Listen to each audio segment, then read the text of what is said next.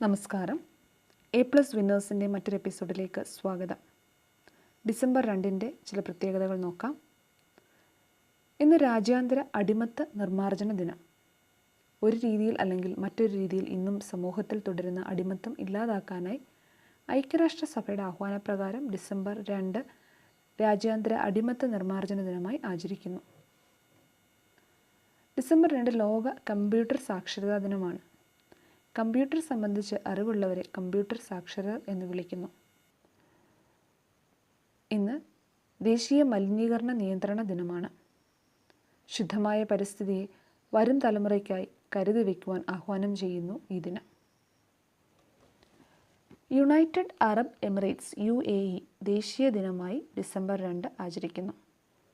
1971 UAE രൂപീകരിച്ചത്. Napoleon Bonaparte ഫ്രാൻസിൻ്റെ ചക്രവർത്തിയായി 1804 ഡിസംബർ 2 പ്രഖ്യാപിക്കപ്പെട്ടു. മലയാളത്തിലെ പ്രമുഖ കവയിത്രി മേരി ജോൺ കൂത്താട്ടുകുളം 1998 ഡിസംബർ 2 അന്തരിച്ചു.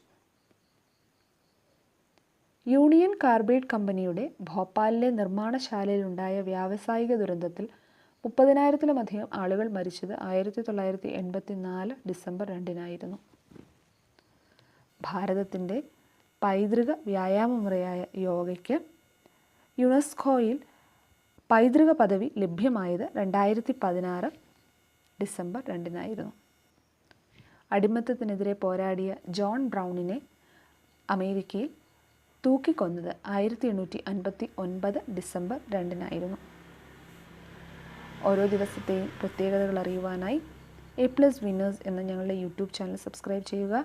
നിങ്ങളുടെ നിർദ്ദേശങ്ങളും അഭിപ്രായങ്ങളും കമൻറ്റ് ചെയ്യുക. മറ്റൊരു ദിവസത്തെ പ്രാധാന്യമായി നമുക്ക് കാണാം. Thank you.